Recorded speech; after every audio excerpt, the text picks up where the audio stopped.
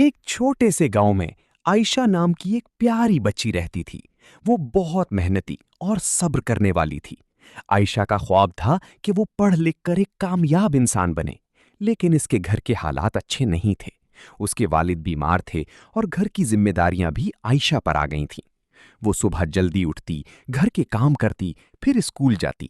کئی بار وہ تھک جاتی، لیکن ہمت نہیں ہارتی تھی۔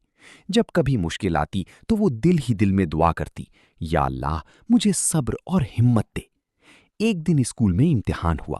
عائشہ نے بہت محنت کی تھی، مگر کچھ سوال مشکل تھے۔ پھر بھی اس نے صبر سے کام لیا اور ہار نہیں مانی۔ کچھ دن بعد نتیجہ آیا۔ عائشہ نے پورے اسکول میں پہلی پوزیشن حاصل کی۔ اس کے اساتذہ اور والدین بہت خوش ہوئے۔ عائشہ کی آنکھوں میں خوشی کے آنسو آ گئے۔ اس نے اللہ کا شکر ادا کیا اور سمجھ گئی کہ واقعی صبر کا پھل میٹھا ہوتا ہے۔ مشکل وقت میں صبر کرنے والوں کو اللہ کبھی مایوس نہیں کرتا، بلکہ انہیں کامیابی عطا کرتا ہے۔